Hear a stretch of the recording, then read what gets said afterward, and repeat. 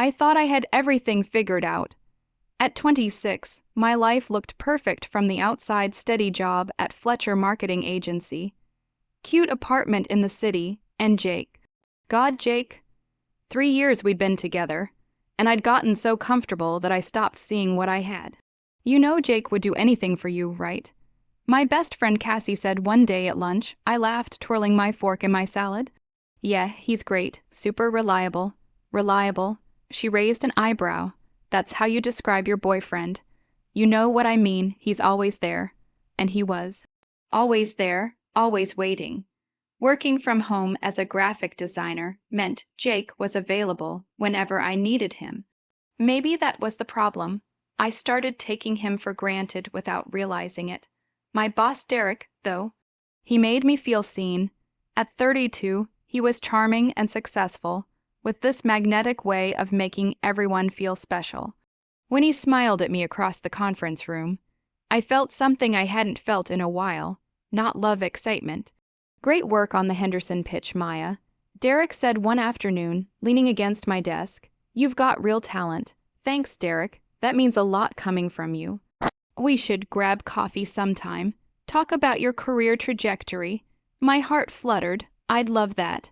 I never thought about what I was risking. Never imagined one stupid decision would destroy everything. The company BBQ was at Derek's house on a Saturday. The place was gorgeous, huge backyard, pool, professional grill setup. Everyone from the office showed up. Do I have to go?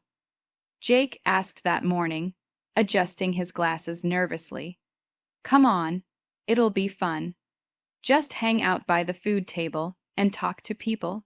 He gave me that look, the one that said he'd rather stay home but would go because I wanted him to. I'll try, he said quietly. Just don't leave me alone too long, okay? I should have heard the vulnerability in his voice. When we arrived, Derek greeted us at the door. Maya, you made it. His eyes barely registered Jake. And you brought your boyfriend, Jake corrected, extending his hand. Jake Morrison. Derek shook it briefly. Right, come on, Maya, I'll introduce you around. I followed Derek into the backyard. Behind me, I heard Jake say, I'll just find the drinks. I didn't turn around. 2 hours in, I'd had 3 beers and was feeling bold. I spotted Jake occasionally sitting alone on a bench by the fence, scrolling through his phone. I should have checked on him. Your boyfriend looks miserable, Cassie said, appearing beside me at the pool. I waved dismissively. He's fine, just shy. Anyone up for truth or dare? Marcus, our colleague who always pushed boundaries, appeared with a mischievous grin. Come on, we're not too old for this. A group gathered. Me, Cassie, Marcus, Jennifer from accounting, Derek, and a few others. I sat down in the circle, right next to Derek. The alcohol made everything feel lighter, easier. Several harmless rounds passed. Then Marcus turned to me with a glint in his eye. Maya, truth or dare? Dare, I said confidently. Marcus looked between me and Derek, then smiled. I dare you to kiss Derek. Just a quick peck, as a joke. The group erupted in laughter and ooze. Derek raised an eyebrow, playing along. Only if Maya's comfortable with it. It's just a game. My face flushed not from embarrassment, from excitement. I glanced toward Jake. He was watching now, his expression unreadable from this distance. Something inside me knew this was wrong, knew this would hurt him. But another part, the part that craved attention and validation, wanted to do it. Hold on, I said, standing up. I walked over to Jake, my heart pounding. Hey, babe, I said with what I hoped was a casual smile. We're playing truth or dare. Don't watch me for the next minute, okay? Just look away. His face fell. What? Why would I? It's just a stupid game. Just don't look. I'll explain later. I turned and walked back before he could respond. I didn't see the hurt in his eyes. Didn't see him stand up and walk toward the house. I sat back down next to Derek. Before I could overthink it, I leaned in and kissed him. It was supposed to be quick. But Derek's hand came up to my cheek, and the kiss lasted 3, maybe 4 seconds. Long enough for it to mean something. Long enough for everyone to whistle and cheer. Long enough for Jake to see it as he emerged from the house with his jacket. Our eyes met across the yard. The look on his face, betrayal, heartbreak, disbelief, sobered me up instantly. Jake, I started to stand, but he was already walking toward the side gate. Jake, wait. I called out, running after him. I caught up with him in the driveway. He was walking fast, hands shaking as he pulled out his phone. Jake, please let me explain. I said, grabbing his arm. He jerked away like I'd burned him. Explain what, Maya? His voice was quiet, trembling. Explain why you kissed your boss. Explain why you told me not to watch you. It was just a game. It didn't mean anything. You told me not to look.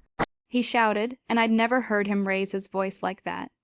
You knew exactly what you were about to do, and you told me not to watch because you knew it would hurt me. You chose to do it anyway. Tears formed in my eyes. I was drunk. I wasn't thinking. That's the problem, Maya. You never think, not about me, not about us. You think about yourself, about your fun, about your image at work. He laughed bitterly. I knew Derek had a thing for you. I told you months ago that the way he looked at you made me uncomfortable. And you told me I was being paranoid and insecure. You were being insecure. I was being protective of our relationship. His voice cracked. But you didn't care. You liked the attention. You liked having your boss flirt with you. It made you feel special. I stood there, stunned. I'd never seen this side of Jake angry, hurt, broken. Jake, I love you. Do you? His eyes met mine with an intensity that made me step back. Because I've spent 3 years loving you, supporting you, being there for you. And you just humiliated me in front of all your coworkers. You kissed another man and told me not to watch. What kind of person does that to someone they love? A car pulled up. His ride. Jake opened the door, then turned back one last time. We're done, Maya. I deserve better than this. He got in, and I watched the car drive away. You really messed up, Cassie said softly from behind me. I wiped my tears angrily. It was just a kiss. He's overreacting. Even as I said it, I knew I was lying to myself. Cassie shook her head. Keep telling yourself that. I pulled out my phone and called Jake. Voicemail. I called again. Voicemail. I sent a text. We need to talk. Please. No response. I stood there for 10 more minutes, convinced I could fix this tomorrow when we'd both calmed down. I barely slept. Sunday morning, I drove to his apartment. His car was in the lot, so I knew he was home. I knocked on the door. No answer. I knocked harder. Jake, I know you're in there. Please, let's talk about this. I heard movement, then his voice through the door. There's nothing to talk about, Maya. I meant what I said. We're done. You can't just throw away 3 years over one mistake. I shouted. The door opened suddenly. Jake stood there looking terrible, eyes red, like he'd been crying, but his expression was firm. It wasn't one mistake. It was 3 years of me being your backup plan. 3 years of you prioritizing everything else over us. That kiss was just the final straw. That's not fair. You want to know what's not fair? He laughed bitterly. Last month when you forgot my birthday because you were out celebrating Derek's promotion. 2 months ago, when you canceled our anniversary dinner because Derek needed you to work late on a presentation, every time I tried to talk to you about feeling neglected, you told me I was being needy. Each word hit me like a physical blow because they were true. I had done all those things. I can change. I said desperately. I can be better. I'll quit my job if that's what it takes. I don't want you to quit your job. I want you to care about people's feelings. I want you to think about how your actions affect others. But mostly, I want you to figure out who you are and what you actually want, because it's clearly not me. He stepped back. My sister is coming to help me pack your stuff. You can pick it up next week. Please don't contact me again. He closed the door. I stood there for a few minutes, then walked back to my car. As I sat in the driver's seat, reality started to sink in. Jake wasn't coming back. I'd actually lost him, and suddenly, the excitement I'd felt kissing Derek seemed so hollow and stupid. Monday at work was torture. Everyone knew what happened. I could feel their eyes, hear whispered conversations that stopped when I walked by. Cassie avoided me. Marcus gave me an awkward thumbs up. Jennifer glared from across the office. I'd sent Jake 15 texts over the weekend. All unread, I'd called his best friend Leo, who told me bluntly, "Leave him alone, Maya. You broke his heart." Around noon, Derek called me into his office. "Close the door," he said with a smile. I did, suddenly nervous. "About Saturday." I started. "I just want to apologize if things got weird." "Weird?" Derek laughed, leaning back. "I thought it was fun. Everyone's still talking about it." He stood and walked around his desk, sitting on the edge right in front of me. "You know, I've always thought you were special, Maya, different from the others here." My stomach twisted. Something about his tone felt wrong. "Derek, I'm going through a breakup right now. That kiss, it was a mistake. I wasn't thinking clearly." His smile faded slightly. "A mistake? Come on, Maya. There was chemistry there. We both felt it." "No," I said firmly, standing. "There wasn't. I love my boyfriend. I loved him. I messed up, and I'm trying to fix it." Derek's expression hardened. "Your boyfriend, who just dumped you. The guy who couldn't handle you having a little fun. He dumped me because I disrespected him, and he was right to." I moved toward the door, but Derek spoke again, his voice colder. "You know, Maya, I've been giving you the best projects, the best opportunities. I've been mentoring you personally. I thought we had an understanding." I turned back, suddenly seeing him clearly for the first time. "An understanding? What does that mean?" He shrugged. "Just that I help people who appreciate it, who are team players." The implication was clear, and it made me feel sick. This man I'd thought was a great boss, he'd just been waiting for an opportunity, and I'd almost given it to him. "I appreciate the work opportunities based on my merit," I said carefully, nothing else. I left his office, hands shaking. At my desk, I opened my laptop and saw an email from Jake. My heart jumped, but when I opened it, there was no message. Just an attachment, a folder labeled "Your Things." It was digital photos he'd removed me from, playlists we'd made together now unshared, access removed from our shared streaming accounts. He was erasing me from his life, piece by piece. I put my head in my hands and finally let myself cry. The next 2 weeks were a nightmare. Derek's behavior became increasingly uncomfortable. The warmth was gone. Good projects stopped coming my way. He started assigning them to Jennifer instead. "Guess Derek appreciates people who know their boundaries," Jennifer said one day, loud enough for others to hear. I wanted to report him to HR, but I had no proof. Cassie finally agreed to have coffee after I begged. I poured out everything: Derek's behavior, Jake's silence, how alone I felt. "I warned you about Derek months ago," Cassie said, stirring her coffee. "Everyone knew he had a thing for you, everyone except you, apparently, or maybe you knew and liked it. That's not fair, isn't it?" She looked at me directly. "Maya, I love you, but you've been acting like the world revolves around you. Jake was the best thing in your life, and you treated him like an accessory. Now you're surprised he's gone." Her words stung because they were true. "I know I messed up," I whispered. "I just want a chance to make it right. Sometimes you don't get that chance. Sometimes you have to live with your choices." She paid and stood up. "I need some space from you, Maya. This whole thing has made me realize you're not the friend I thought you were. When you're ready to actually change, not just say you'll change, call me." She left, and I sat there alone. That evening, I drove past Jake's apartment. His car wasn't there. The building manager told me he'd moved out 3 days ago. He hadn't just ended our relationship, he'd left the entire area. I called his number one more time. Instead of ringing, I got a message: "The number you have dialed is no longer in service." He'd changed his number. Moved away, completely removed me from his life. I drove home and found a box outside my door. My stuff from Jake's place: toothbrush, clothes, books, a coffee mug with my name on it. No note, just my belongings neatly packed. That night, I looked at myself in the mirror and didn't recognize the person staring back. I'd lost my boyfriend, my best friend, my boss's favor, my reputation at work. And for what? A 3-second kiss that meant nothing.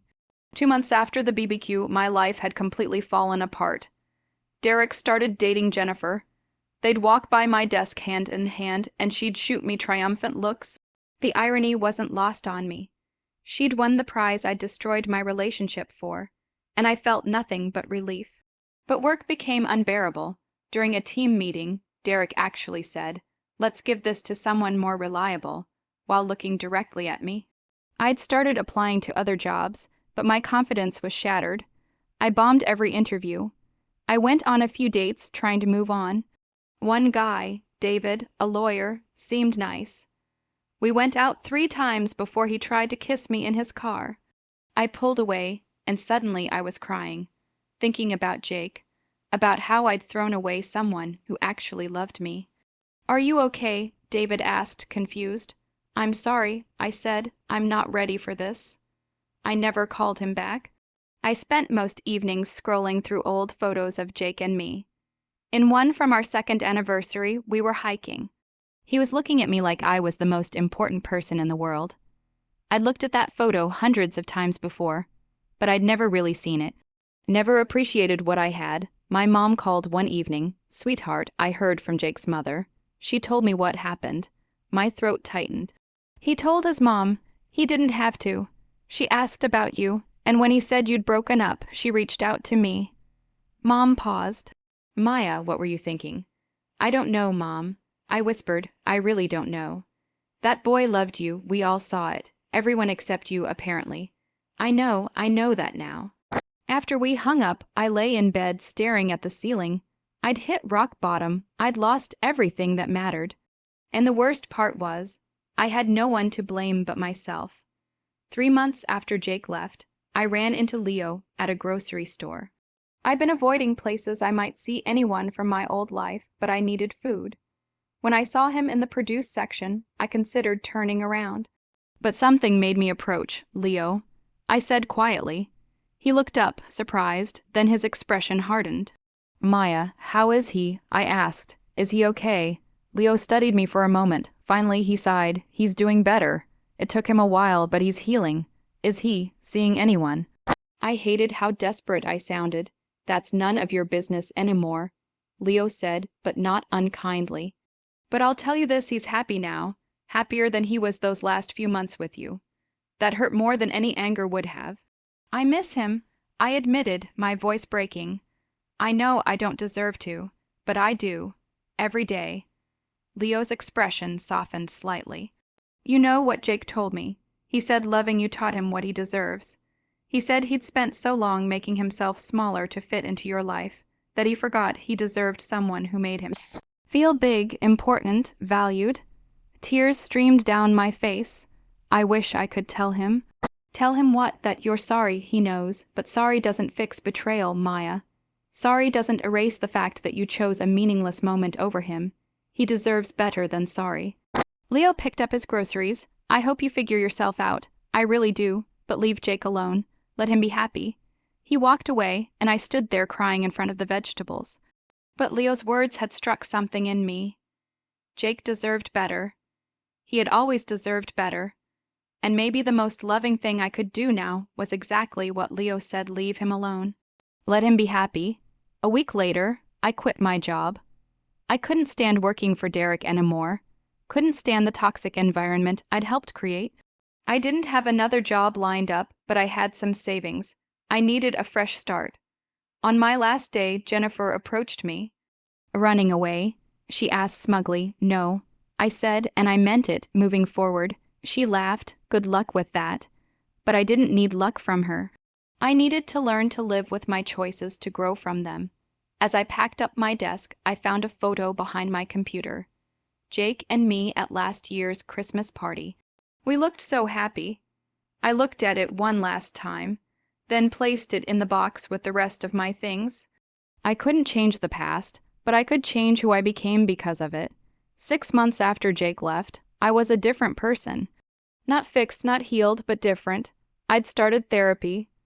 Dr. Martinez helped me understand my behavior came from insecurity, from constantly needing validation because I didn't value myself. Jake's steady love felt boring because you didn't believe you deserved it, she explained. Derek's attention felt exciting because it was fleeting and had to be earned. It was painful to confront, but true. I'd found a new job at a smaller marketing firm. The pay was less, but my boss Rachel valued hard work over games. I kept my head down and slowly rebuilt my professional reputation. I reconnected with my family, called my mom every week. Visited my younger sister Emma. What happened to you? Emma asked during one visit. You seem quieter, different. I grew up, I told her. The hard way, I also started volunteering at a community center, teaching computer skills to seniors. One of them, Mrs. Chen, reminded me of my grandmother. You made mistakes, she said one day after class. We all do. The question is, are you going to let those mistakes define you, or are you going to let them teach you? I thought about that a lot. 8 months after Jake left, I was in a coffee shop when I saw him. My heart stopped. He was with a woman pretty, with kind eyes, laughing at something he said. They looked comfortable together, natural, happy. Jake saw me too. For a moment, we just stared at each other across the coffee shop. Then he gave me a small nod, not friendly, not hostile, just acknowledgement. I nodded back, and he returned to his conversation. I watched them for just a second longer, then turned away. It hurt. God, it hurt to see him with someone else, to see him happy without me. But underneath the pain was something else, relief. Relief that he'd moved on, that he'd found someone who probably treated him the way he deserved. And maybe, just maybe, a tiny bit of pride. Not in myself, but in him, for knowing his worth, for choosing himself. I left the coffee shop and walked to my car. I sat there for a few minutes crying quietly. Then I wiped my eyes, started the engine, and drove home. That night I wrote in my journal something Dr. Martinez had encouraged. I wrote about seeing Jake, about the pain and the relief. And then I wrote, I will never forgive myself for what I did, but I'm learning to live with it.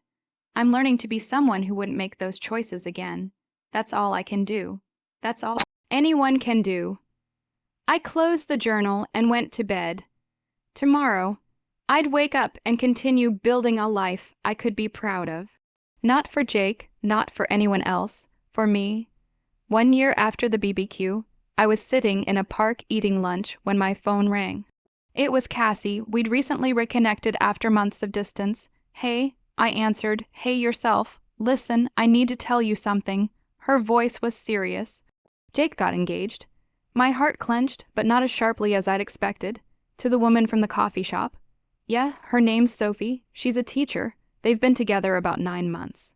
I was quiet for a moment, processing. Is he happy? Really happy? Like, genuinely happy? I smiled, and I was surprised to find it was real. Good, he deserves that. You okay? Cassie asked. I will be, I said honestly. It hurts, but I'm okay. Actually, I wanted to tell you something too. I'm moving to Seattle. There's a job opportunity there, and I think I need a complete fresh start. That's huge. When? Next month, new city, new life. A chance to be the person I should have been all along. After we hung up, I sat in the park for a while longer, watching people walk by. Couples holding hands, parents with their children, friends laughing together. A year ago, I destroyed the best relationship I'd ever had for 3 seconds of meaningless attention. I'd lost my boyfriend, my best friend, my job, my self-respect. But I'd gained something too: self-awareness, the ability to see beyond my own needs, an understanding of what love actually means. I would always carry the regret of losing Jake. That was my burden to bear. But I was finally becoming someone who wouldn't make those mistakes again. Someone who understood that real love wasn't about excitement or validation. It was about respect, trust, and choosing someone every single day. I stood up and threw away my lunch bag.